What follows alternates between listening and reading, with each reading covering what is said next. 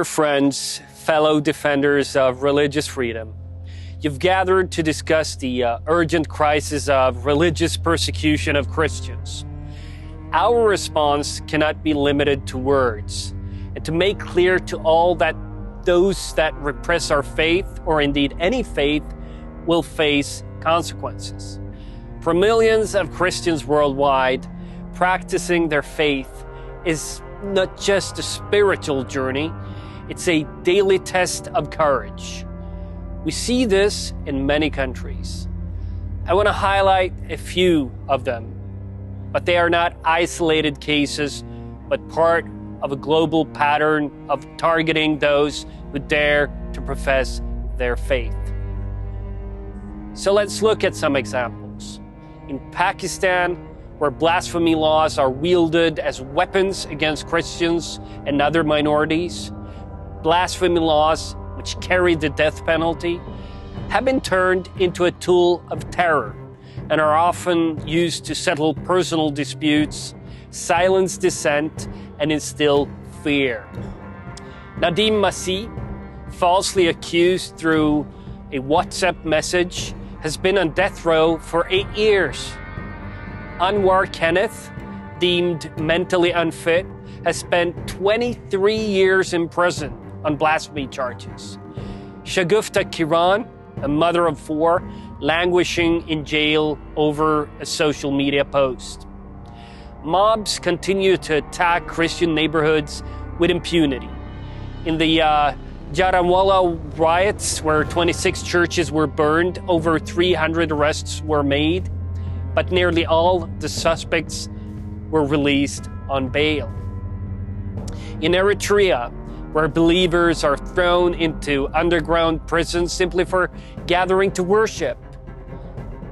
Worship outside state-approved religions is treated as treason.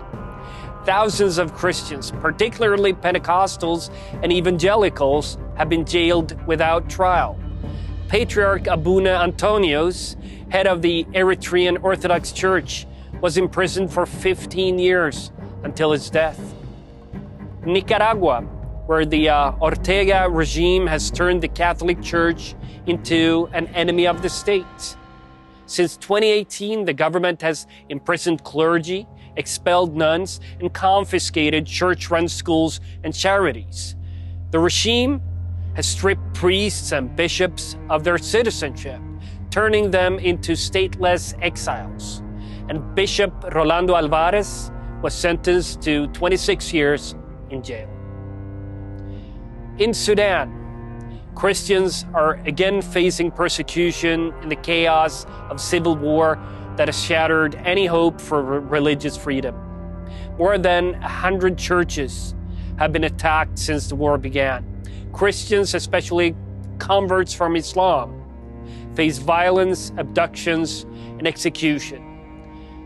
We should be honest. The world's response has been woefully inadequate. But what about the European response? The European Union has long declared itself a champion of religious freedom. And the European Union and the European Parliament have, from time to time, condemned the persecution.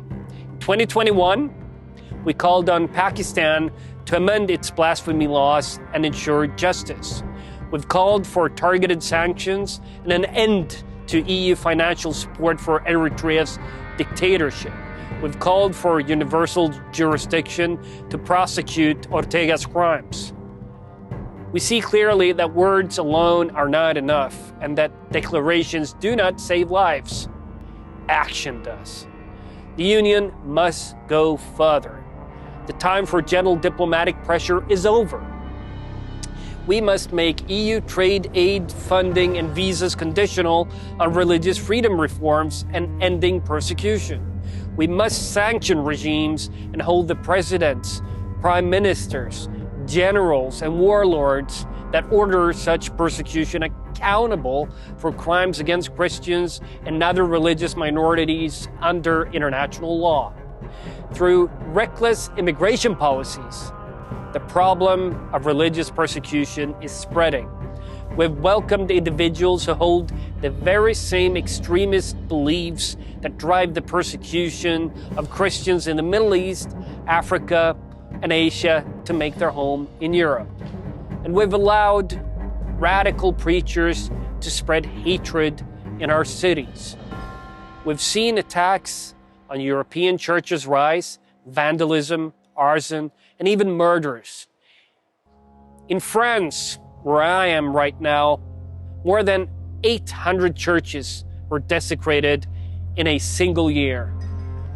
How can we claim to defend religious freedom abroad while failing to protect Christians in our own countries? How can we criticize Pakistan's blasphemy laws when European citizens fear being attacked for wearing a cross, expressing their faith publicly, or just expressing their views on different religions? If Europe is serious about defending religious freedom, we must not only confront persecution abroad, but also take back control at home. We must end the appeasement of those who bring the ideology of Christian persecution into our cities. The persecution of Christians is not just a human rights issue, it's a moral crisis. And as representatives of free nations, we have a duty to act. History will judge us by whether we stood for those who suffer for their faith. Thank you, and God bless. And those held in bond slavery. He has been active on human rights activism in Pakistan since his own sister became a victim of cruel anti-blasphemy law penalties. She and her husband endured over 7 years in prison for a text message deemed blasphemous. Ladies and gentlemen, distinguished guests and human rights defenders and authorities, thank you very much for the opportunity to speak on a deeply urgent and pressing issue. I extend my gratitude to UN Special Rapporteur Nazila Ghania for the vital work in highlighting the intersection of the religious freedom and the prohibition of torture. In Pakistan, this intersection has become a grave human rights crisis where blasphemy accusation, religious persecution, and state negligence fuel a cycle of violence, injustice, and inhuman treatment.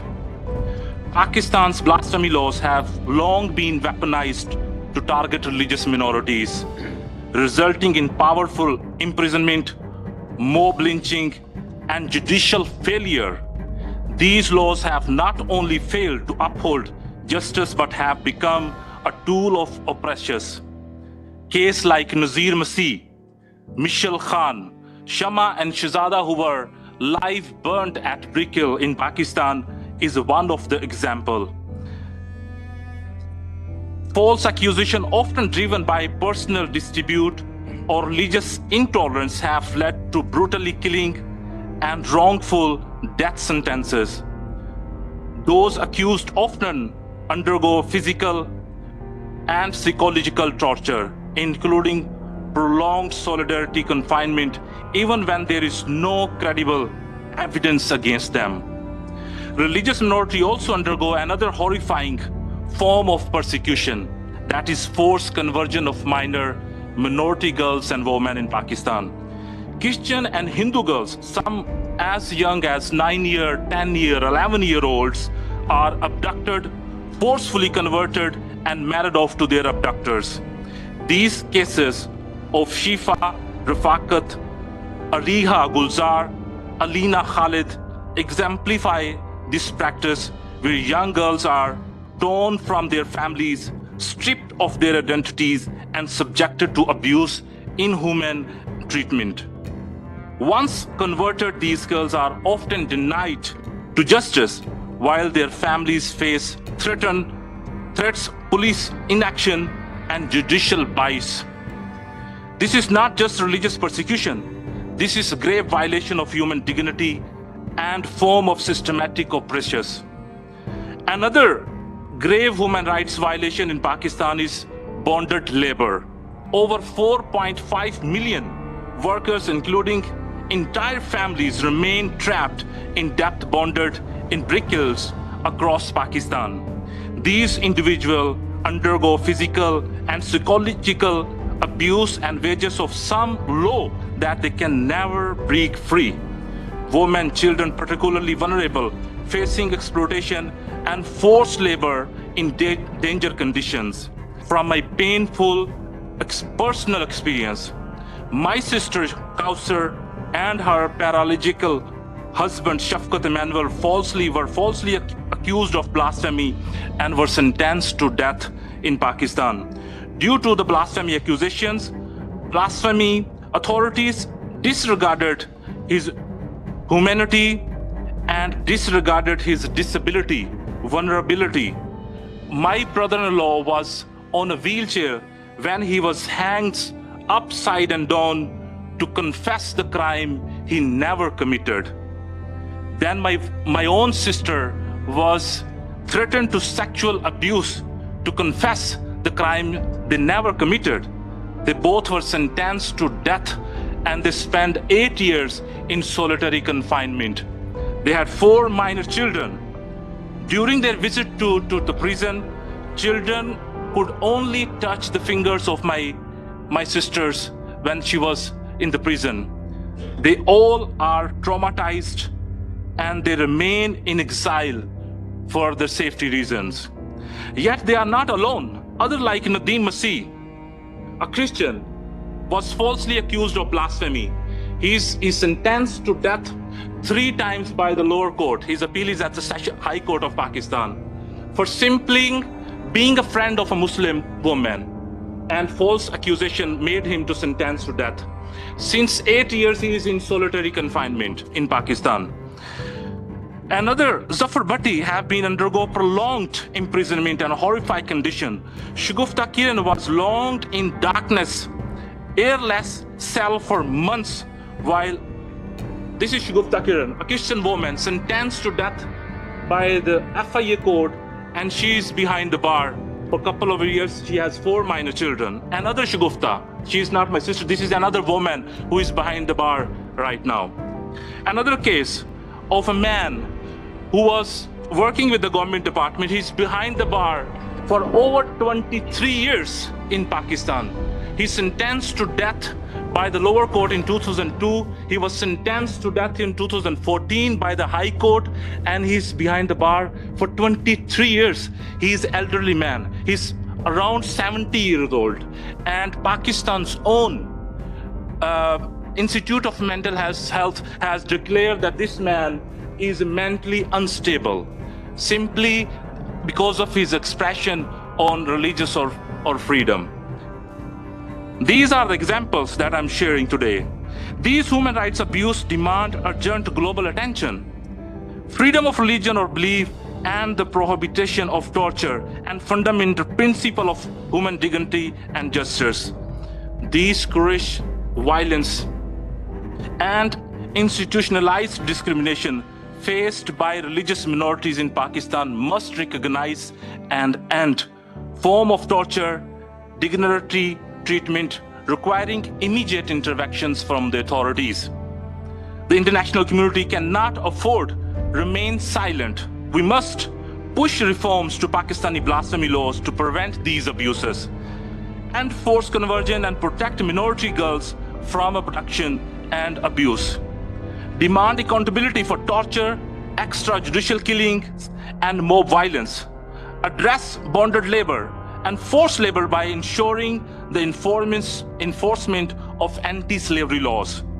Eliminate religious discrimination in education and uphold the right of all citizens. Pakistan's continued failure to address these human rights violations is a stain on its legal and political institutions.